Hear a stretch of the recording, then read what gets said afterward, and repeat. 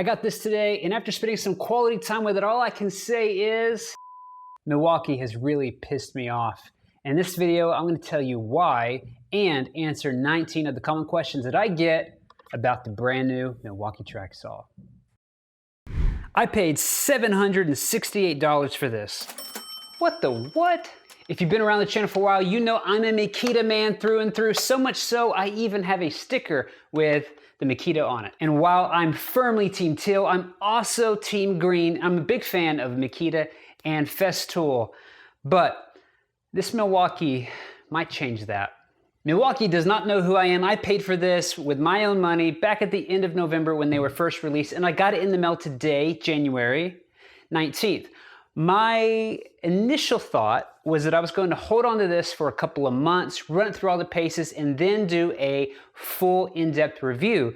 However, over the past couple of days and weeks, and even going back to December, I regularly get emails, Instagram messages, and YouTube comments asking me my thoughts about the Milwaukee track saw.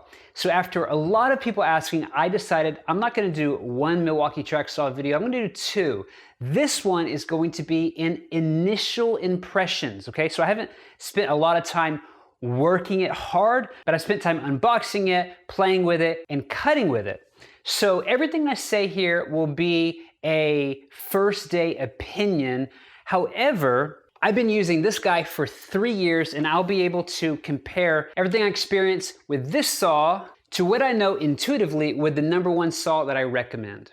So this video will have about 5 parts to it. The first is I'm going to answer 19 of your questions. The second, I'm going to give you my first impressions over this saw. The third is I'm going to show you some deep 2-inch cuts in hard maple to see how the saw performs. The fourth is I'm going to share who I think the saw is for and who it's not. And the fifth, I'm going to let you know whether I plan on retiring this Makita saw or if I'm going to return the Milwaukee saw. And my decision may surprise you because it definitely surprised me. And that's why I'm pissed. Yesterday, I posted on my community tab what questions you have on the Milwaukee track saw, and I was blown away by the amount of comments and questions that were asked. So I printed them off. I've consolidated all of them into about 18 or 19 different questions, and I'm going to go through them as quickly as I can, hopefully to cover all of the bases for any question you have about the Milwaukee track saw. First question is from Ryan Dunphy. He says, gotta have an unboxing video with first impressions. I don't think people like that, but here you go, Ryan. All right, my first thought is this is a big box in comparison to the Makita Sustainer I have, but this is the first time I'm opening this. I peeked, but I haven't pulled anything out. These are high quality latches, I like that. Obligatory recycling material. A 40-tooth finish blade in comparison to the standard one I got from Makita. Having not used this yet, I can tell you, based on other blades I've used, this looks like the ones I love from CMT. But of course, none of that looks don't matter. It matters how it cuts. All right, I got the kit with the battery, which is here.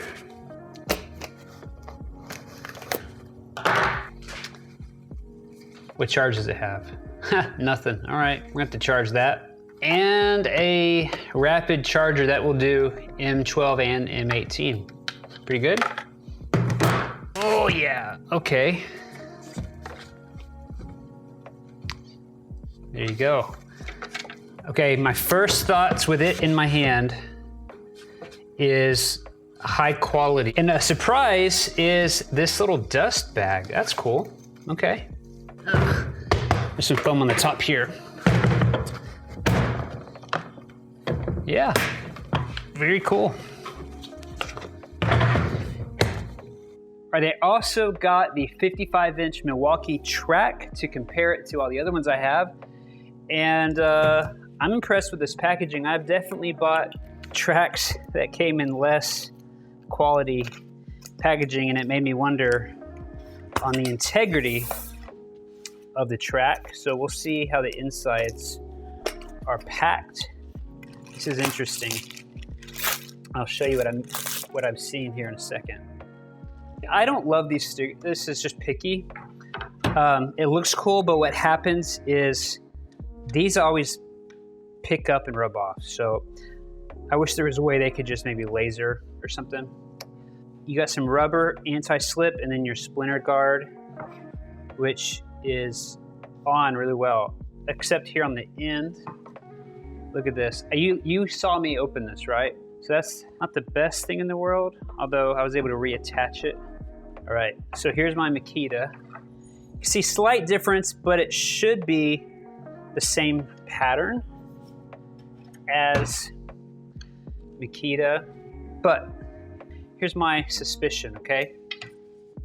When I bought the Ryobi track saw, I was initially impressed with the track quality, but I hated that it has a split design. So you get two 27.5 inch that combine to one 55 inch. When the standard is to always have a single 55.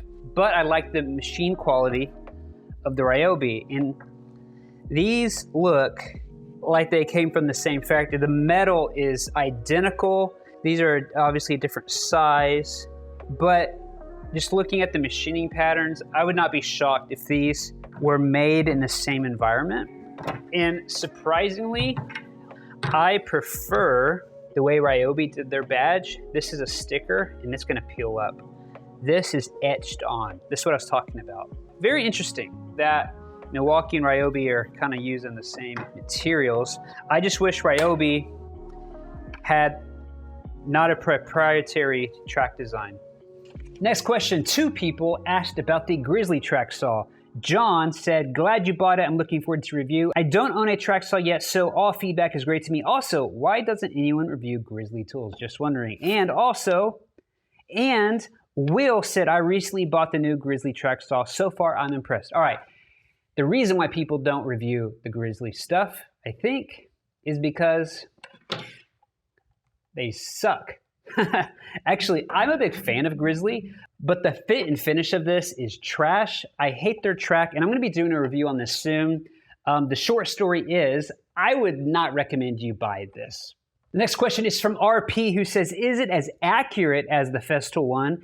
And budget-wise, how much does it cost compared to the other ones on the market? Also, the track that comes with it, is it the same as Festool, Makita ones, etc.? Can't wait for the video, bud. Thanks, RP. Well, as far as accuracy, I think that for most of these track saws, it really depends on how you've set these up with the track and assuming that the track is true. Now, sometimes tracks can get damaged in shipping. Festool has had a lot of their tracks damaged by shipping. That has nothing to do with them. These things are made out of aluminum. So assuming that you get a track that's straight, the short story is you want to put your saw on the track and you want to loosen these adjustment knobs as loose as they can be. And then with both hands on them, you want to move it back and forward and tighten it until you get that perfect amount of friction where there's no play. On every track saw that I've owned, I've done that and I haven't had any problems with accuracy. I think when people run into accuracy problems, they either have a bad track or they haven't married their saw to the track. Now, as far as the cost of these things, I'm going to compare the Milwaukee to the cordless Festool and the cordless 40-volt Makita because I think those are probably the fairest comparison. There's tons of other track saws you can compare it to, but I think those 3 belong in the same tier. If you were to get a cordless Festool with battery, charger, case, and a track, you'd spend $908. That's the most expensive one you can get. If you get the Milwaukee with charger, battery, pack-out case, and a track, you will spend $768, and that's what I did because I'm crazy. If you get the Makita 40-volt with a case, battery, charger, and a track, you'll spend $724. So that's kind of the price tier. You're going to spend from $700 to $900 if you want a cordless track saw with battery, charger, case, and a track. Now, I'm a big fan of the corded Makita because for around $350, depending on the deal you can find, you can get a corded Makita with a track and a hard case sustainer for almost a third of what the cordless Festool cost. And for me, that's the best value. So for most of my comparisons, I'm going to compare every saw to the Makita corded because that's my favorite. It's the one I've been using for 3 years. And I think there's not a better track saw on the market value-wise. And as far as the track, which is a common question and probably the most important question, Milwaukee did it right. They have a track that is the same as Makita, Festool, and PowerTech. All of those tracks are interchangeable. Now there's slight differences on the left-hand side of the design. I've measured them all, and there's like slight variations of flanges and T-track, but where the saw sits on the track, you could take a Milwaukee and you could put it on a PowerTech track, a Festool track, or a Makita track, and vice versa. You could take a Makita and you could pair it to a Festool, PowerTech, or Milwaukee track. Now the reason why that is so important is accessories. All the other track saws out there, Grizzly has a proprietary track, Craig has a proprietary track, Ryobi has a proprietary track, Masterforce has a proprietary track.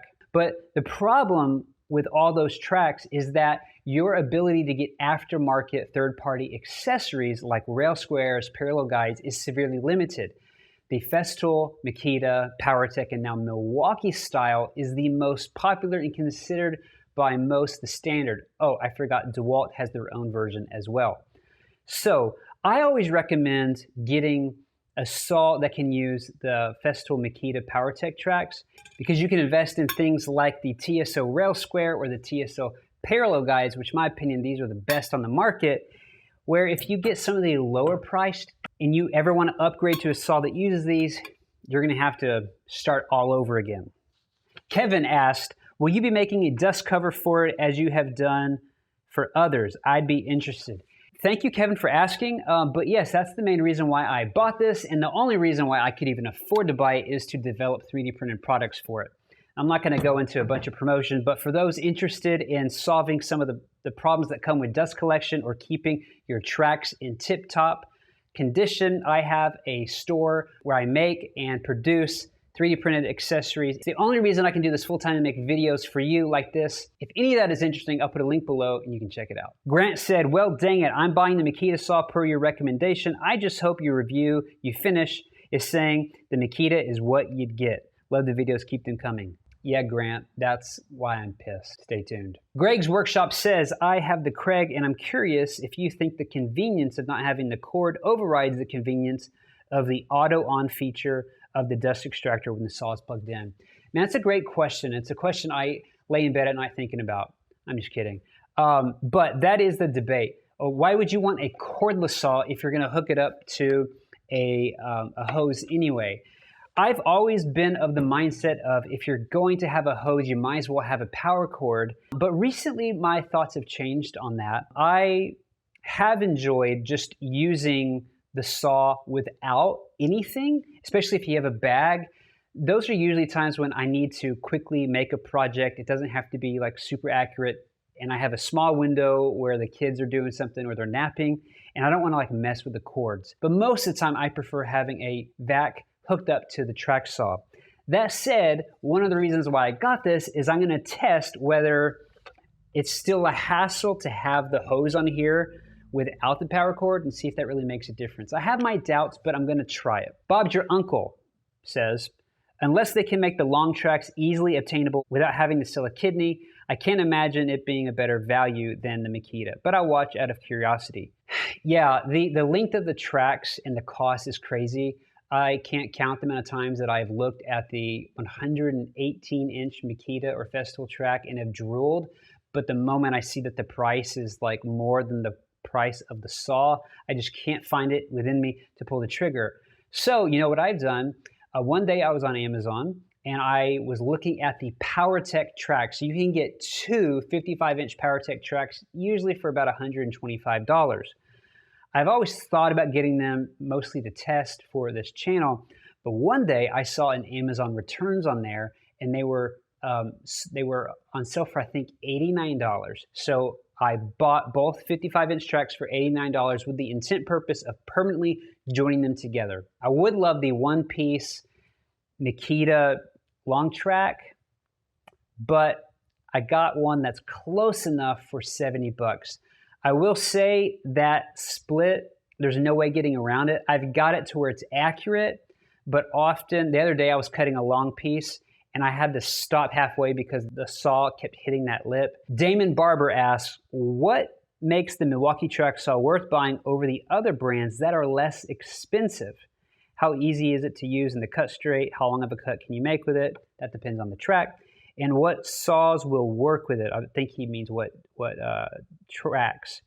And is there a left-hand version? I've already addressed the guide rail question in that they're universal to the most popular ones. There's not a left-handed version of the Milwaukee, and I wish that more manufacturers would make a left-hand version. The only left-hand version track saw I know of is the Craig. Now, what makes Milwaukee worth it versus the ones that are less expensive? I have used the Win, the Ryobi, the Grizzly, and the Master Force. They're all significantly less expensive, and they all basically feel Fisher Price. Now, will they cut? Yeah. Will they cut a straight line? Yeah.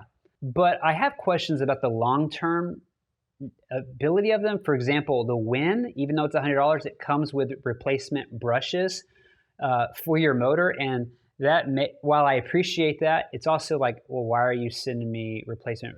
Are you aware that your motor is not going to last? If you are ever able to touch a Makita, you can tell right away the difference in quality.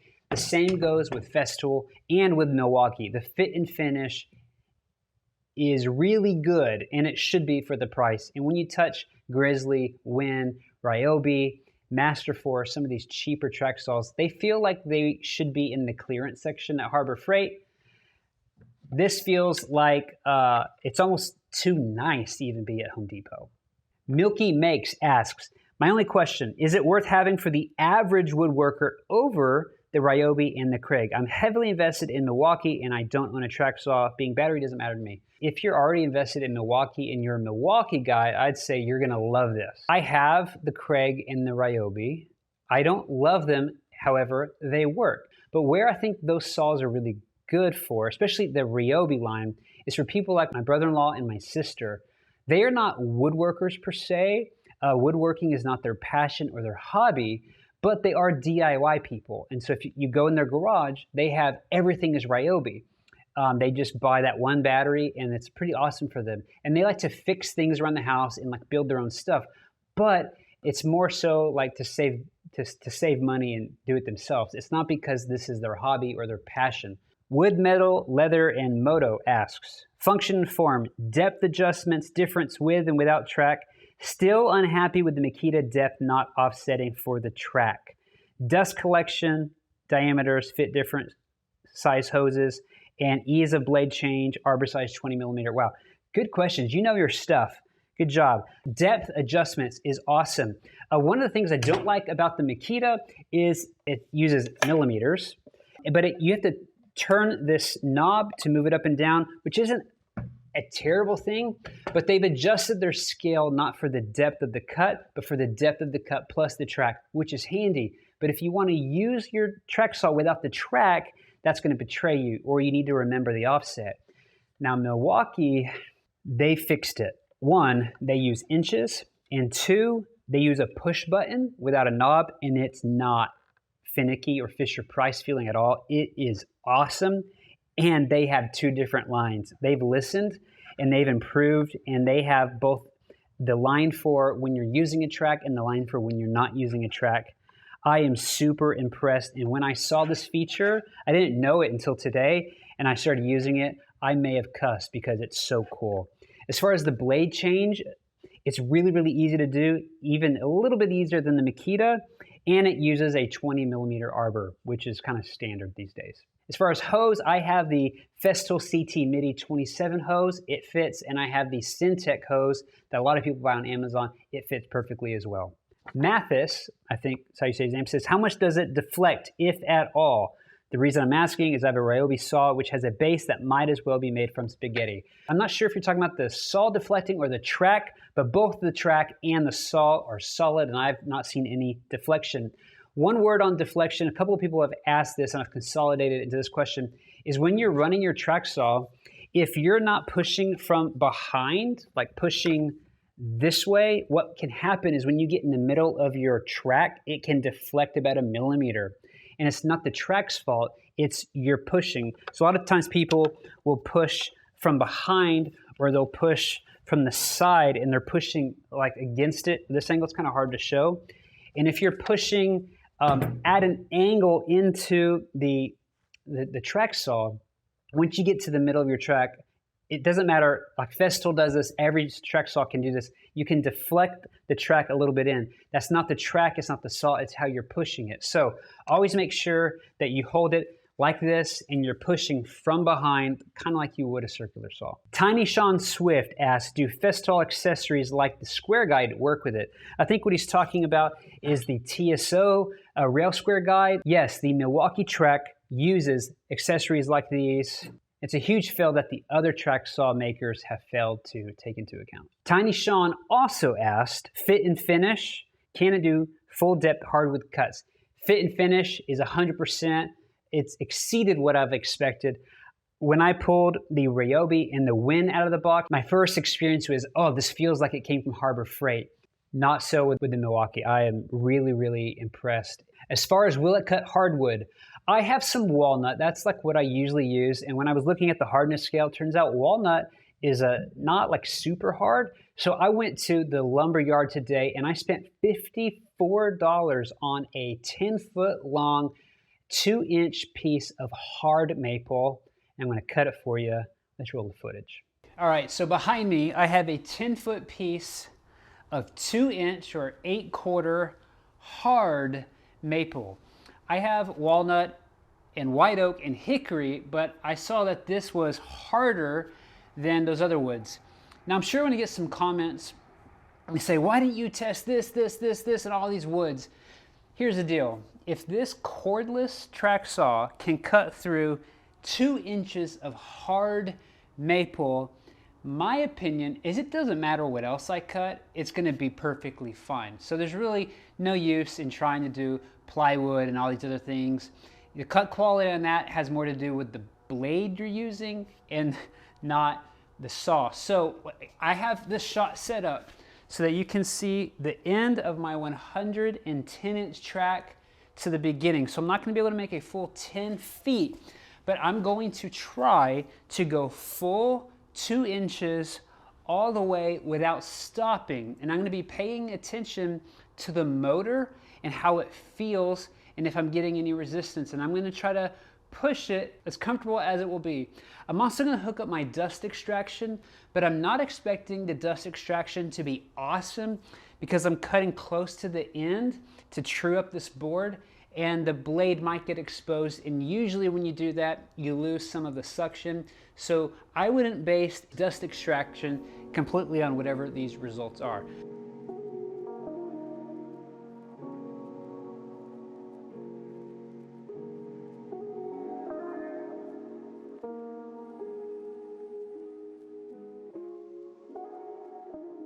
So my first thoughts are, I felt the motor do nothing. It was like I wasn't even cutting through it. I pushed kind of how I would normally push with my Makita. You know, it's 110 inches straight, a little bit less because I didn't go to the end of the track. It felt like a corded track saw. And the dust collection was surprisingly good given that I was doing a kiss cut. I think to be fair, I'm going to do it again, but I'm going to go in and fully bury the blade just to double check things. But I am pleasantly surprised. And there's also this cool thing. It's got a brake, so watch this. Sorry for the lighting. It stops immediately.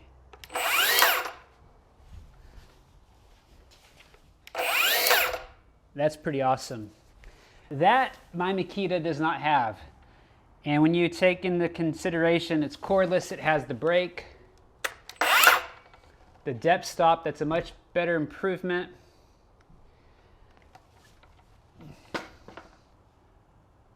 Mother.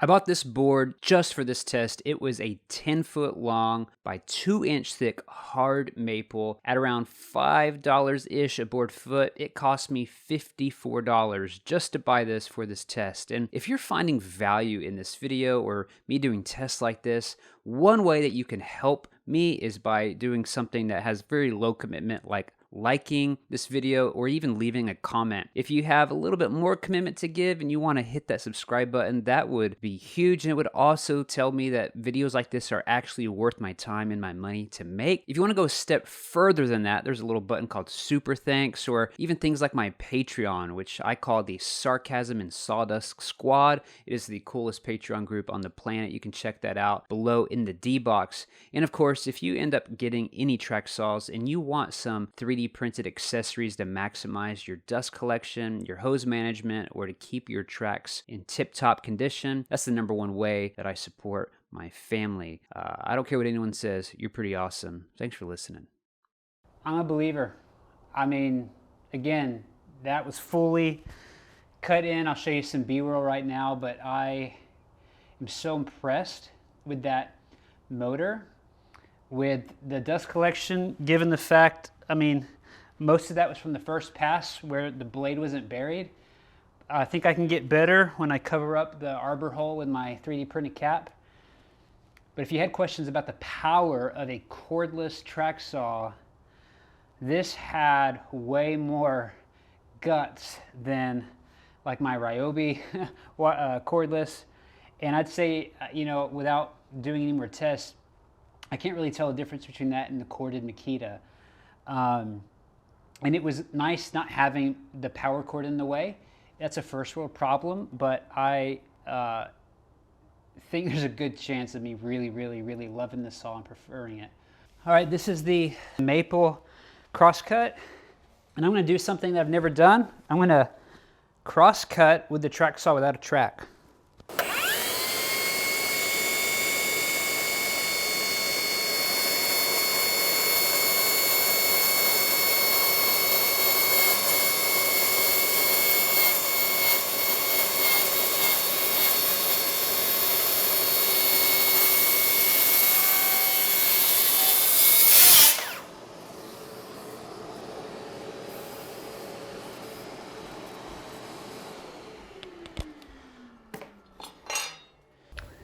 All right, I did that on purpose, believe it or not, because I wanted to show you how unsafe that can be if you're not supported perfectly. And this was the big culprit. However, this is where that riving knife really helped me. Because I was supported back here, this is the only mess I had. And even though my response time is pretty slow in comparison, as soon as I felt it start to go off, which I was anticipating, I knew it was going to do that, I pulled off immediately. And that's the cool thing about that brake, is it stops the blade within, you know, however long, like less than a second. It's super fast. So even doing an unsafe cut like this, you know, that'd be a nightmare with other saws. So I would not recommend it, but I wanted to show you, if you're going to do something like that, what can happen, and just to be aware. Now, the saw did not necessarily fail. I think it was a bad technique. Craigular Joe Woodworking asks, dust collection and speed of cut, also known as chutzpah. Well, if you looked at the last video, I did one with dust collection. You can see for yourself the results. I was kind of impressed. Logan said, pound for pound comparison with Makita and Festool.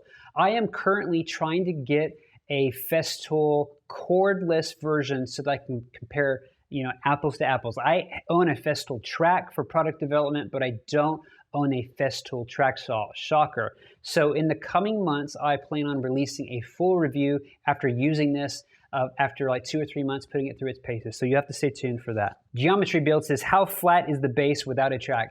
It's very flat, and they've actually designed it so that you can use it without a track, which is pretty cool. Raptor Raider asks, track, compatibility, dust control, riving knife. I've answered 2 of those 3, but that's the cool thing about this, is it has the built-in riving knife. Now, some people get all crazy about riving knives. Personally, I have never felt like I needed one. In 3 years of cutting with a track saw, there was only one time where I felt like I needed one. All 3 of Makita's track saws don't have them, which is kind of disappointing. The Ryobi has one, but it's not spring-loaded. It's full depth, which means you can't plunge into your workpiece with the riving knife, which is a big fail. You have to actually start off with the piece and come in. I don't like that. Craig has a riving knife that is spring-loaded, and Milwaukee's riving knife is spring-loaded, meaning you can plunge into your cut, and after your blade gets at a certain depth, the riving knife will come into position, and I really like that. The corded Festools have a riving knife, but the new cordless does not, because they have electronics on board that can sense kickback. I don't know how they do that, and they're able to prevent that. I've never used that, but I've heard good things. JD's Workshop asks, will it work with the Craig track? No, it won't. Now, it will fit on there, but if you look closely, as I'll show you here, it doesn't actually fit, and the blade does not line up at all. You could technically do it, but I would not recommend it. Last question from Freedom Workshop. Can I have your Makita one? Nice try. All right, so those are my answers to your questions. And just as a reminder, sometimes people will watch these videos a year later and they'll say, you didn't do this, this, this, this, and this. This is a first impressions video. I got this all today. I've done a few cuts, and this is what I think about it after unboxing it. In a couple of months, I'll release a full in-depth review where I push it to its limit and report back to you. And in case you missed it, I paid for this. Milwaukee doesn't know who I am, and they didn't sponsor this. Who do I think this saw is for? I don't think a beginner would go here unless they had a lot of money and they were fine throwing $700 towards this. For the intermediate, I still currently think the Makita corded is the best value to performance that you can buy. It's really hard to justify things like Festool or even this Milwaukee when the Makita has not let me down or a lot of people down. The people who I see buying this are people who are tool snobs, who are Team Milwaukee all the way, and who, for whatever reason, they need cordless, either at the job site or whatever. Now, I'm looking forward to using this for the cordless option and seeing how the bag works and how it works with a hose, and if cordless even matters. I'm sure I'll have some opinions developed in a couple of months, and I'll be happy to share that with you. But the reason why I'm mad and the reason why I'm pissed off is because I have never considered moving away from my trusty corded Makita track saw. But after getting this guy today and looking at the features it has that the Makita doesn't have, there's probably a 95% chance that I retire the Makita and I would use this as my daily driver. And that pisses me off because I love Makita and I've recommended Makita a lot, and I never thought that I would like Milwaukee. Hey, thanks for sticking around to the end of the video. It really means a lot. I want to say that without your support, watching, liking, subscribing, supporting me on Patreon, and buying the products that I make on my website, WITTWORKS.shop, or my Etsy store, I would not be able to do this full time with the level of quality and intention that it takes to do things like this. And I wouldn't be able to afford buying track saws to just review for the sake of helping you make a good purchase. So thank you for watching. Thank you for helping. And if you're interested in any 3D printed track saw goods, feel free to check out my store. It's the #1 source of income for my family. I greatly appreciate it.